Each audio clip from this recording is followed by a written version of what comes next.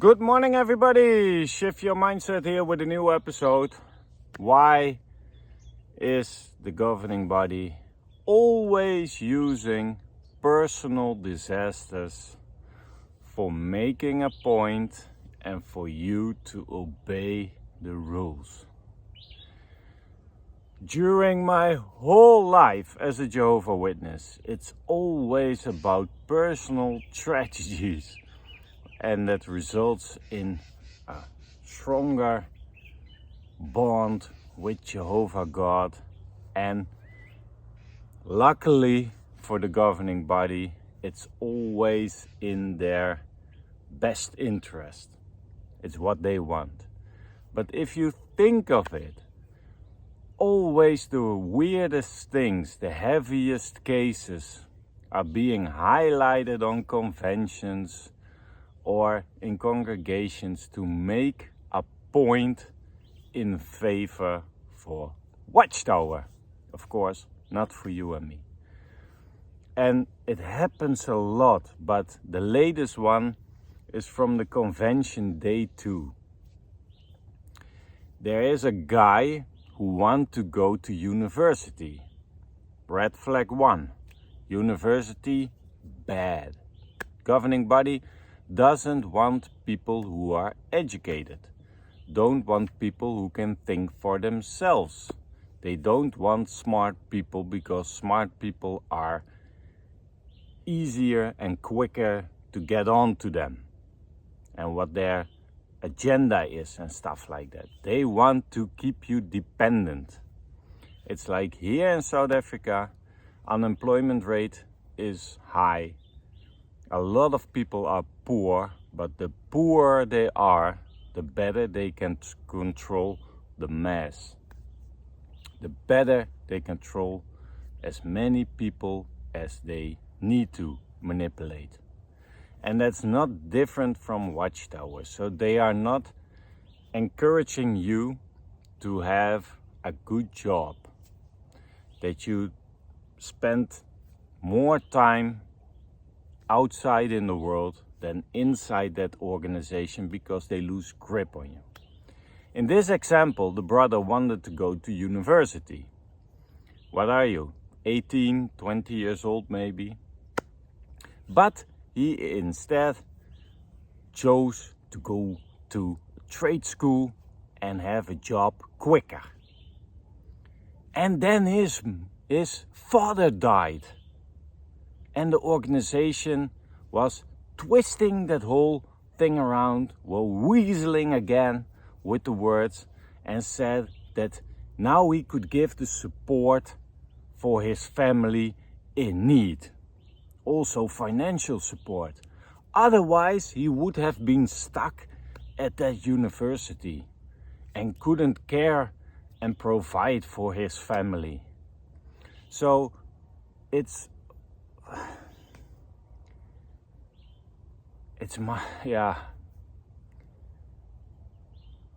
for me it's how do you come up with such a lot of crap? To make your point, you use the death of a father or of a family member to make your point for that religion. Not in the best interest in that brother who loses his father. Because there is no emotional support for that man. There is no financial help for that man. From Watchtower, from the organization. No, he's encouraged to go as soon as possible, even in the week that his father died and isn't even buried under the ground, to not skip the meeting, but to be present in the congregation, to soak up the Holy Spirit and that loving energy from all brothers and sisters. But the reasoning is so off, people. So off. How can you write this down as a script for a convention to be told on stage that has so many flaws in it?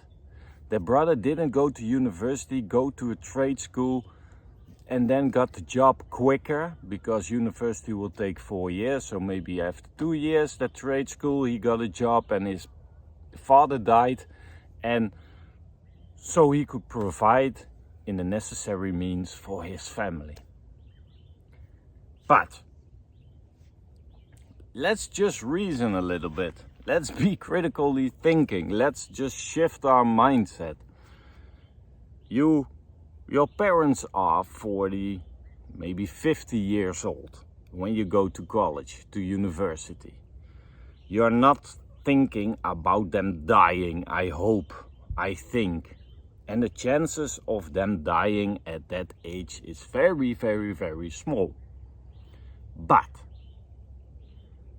it can also be a scenario that you went to university, that you finished your university, then 10, 15 years later your parents die. Your parents can die any minute of the day. Me also. We don't know. But you are encouraged, you are urged by the governing body, by Watchtower, to put all your plans on hold because a personal disaster can happen. How can JW sit in that audience and not think, this is weird reasoning? You can also finish university, make 50K more like me, than just going to a trade school or become a window washer. And if your father or mother dies and you want to provide for the one who stays behind, you can support them even better. You can give them everything. You can transfer money every month to have a good life for them if they are in need of financial support. Most countries, people have a pension and stuff like that, and it's being taken care of.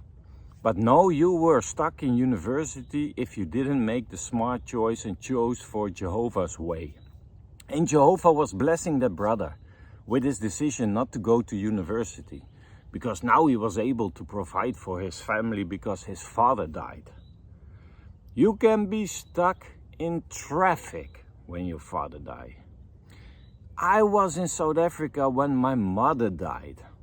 So, am I not allowed to go on a vacation as a Jehovah's Witness? Because anytime soon there can be the end of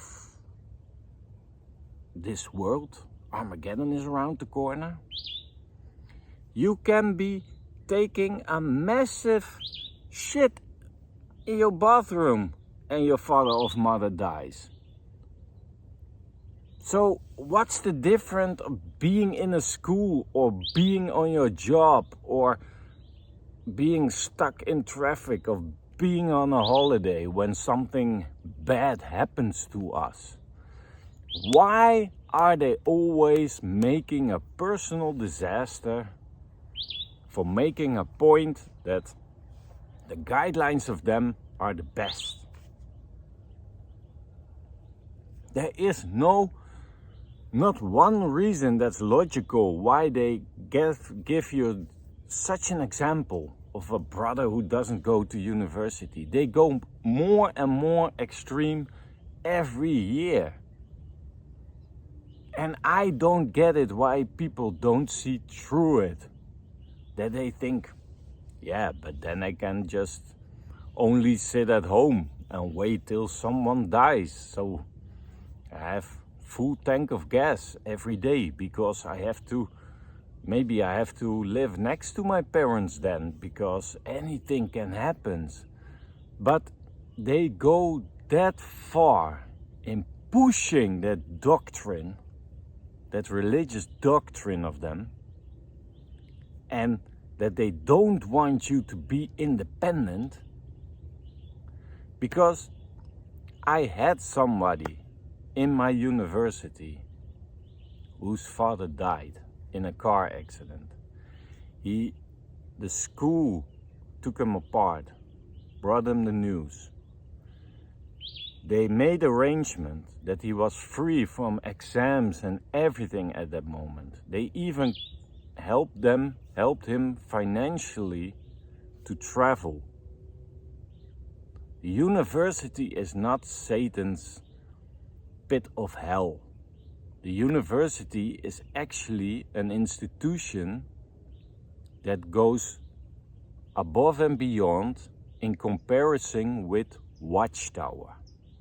Watchtower doesn't give you travel money. Watchtower don't give you anything.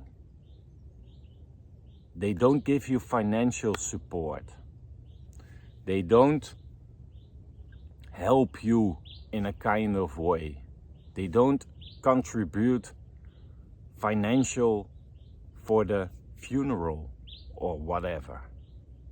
So a university, Satan's mouthpiece on earth, universities help you more than even your religious enterprise where you are a member of.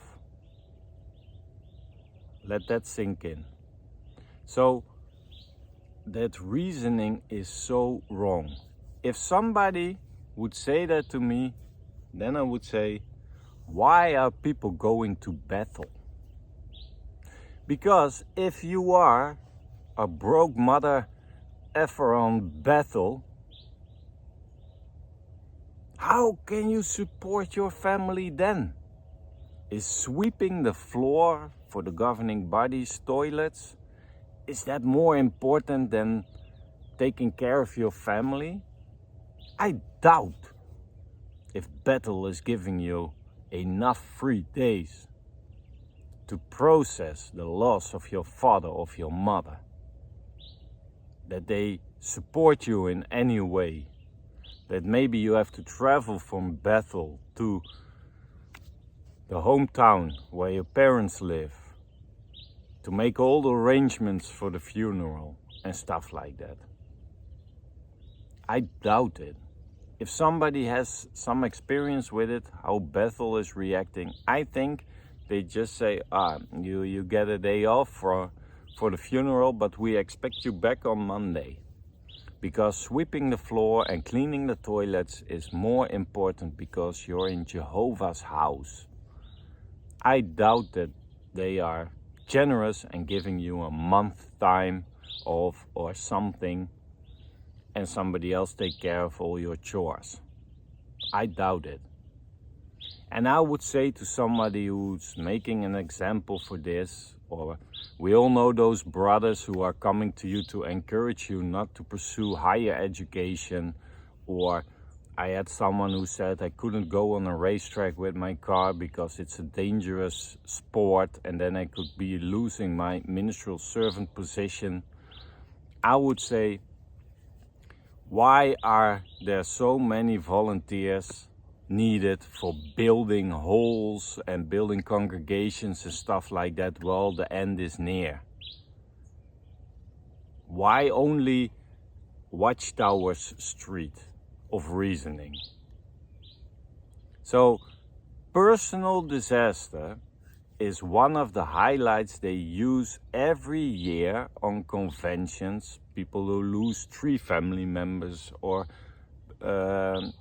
loses his job because he's faithful to Jehovah, or doesn't want to embezzle some money or whatever. It's always the extreme things they use to make a point in their advantage. I'm curious, guys, all around the world who are watching my videos, thank you for that, but I'm curious if you also have examples of personal disasters to make Watchtower's point more clearly, to obey, to do more, to just obey, just toe the line, shovel the coal, keep on going. We don't want you happy, we don't want you independent, we don't want you to have any money, and if you have any money, give it to us. And it doesn't matter that you have no money, because Jehovah will take care of you. Jehovah never filled my fridge. Never. I have to do it. And that's my responsibility. And that's a good thing, because then your self-worth is growing. But no, Jehovah's Witnesses don't want you to have self-worth.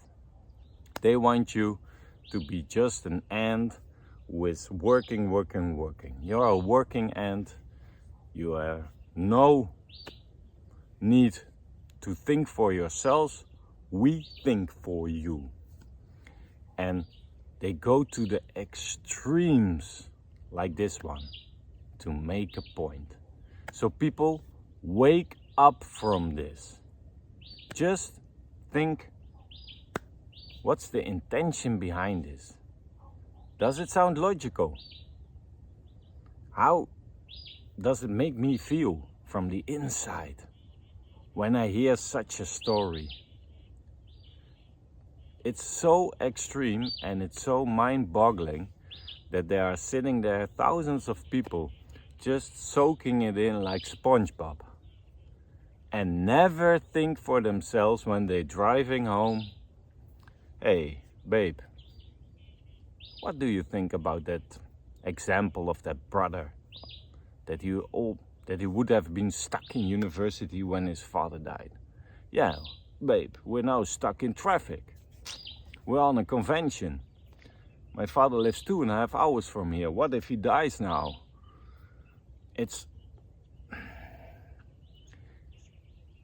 There are also other people who can provide for your parents. And you going to a trade school and have a job quicker doesn't let the whole problem disappear at once. It's bizarre, people. But let me know what you think of it. Maybe you have another example of the weird reasoning of the Jehovah's Witnesses when it comes to personal disasters in their favor. Let me know. Have a beautiful day, stay safe, and we see each other on the next episode.